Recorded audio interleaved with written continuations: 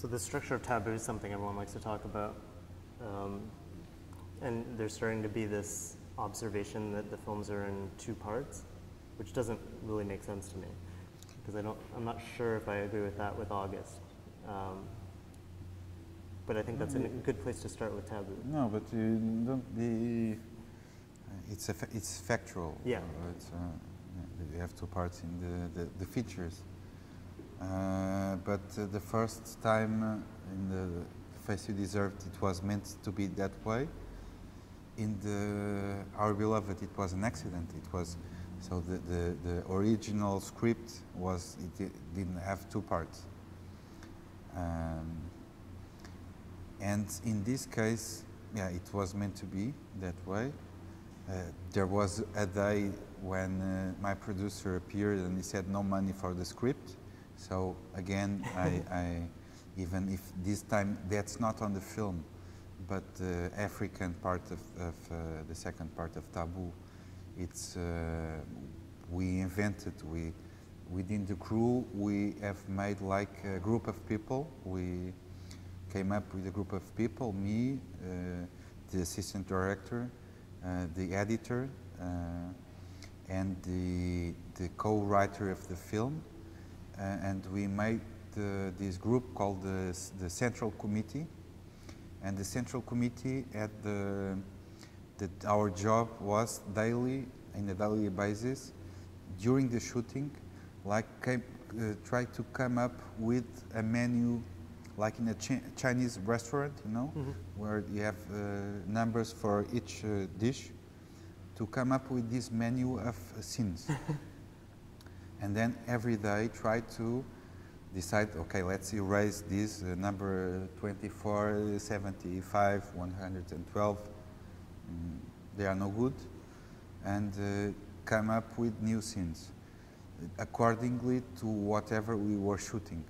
So we knew already the story, I mean, in general terms, that of course there would be lovers, two lovers, and that she would get pregnant from the husband, and so the general story we knew, but we just made up the scenes during the shooting, and then we restructured the whole film by writing only the voiceover while editing the film in the end of the process.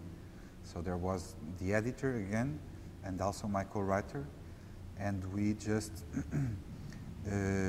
write and edit at the same time, you know.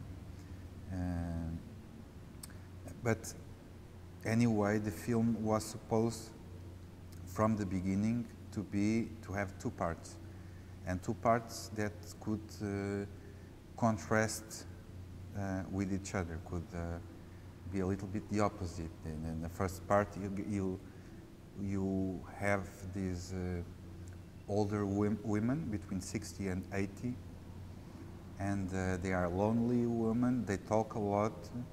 They seem aware that the world is not in a good state. And in the second part, have young people in love, doing silly, sexy things, not talking,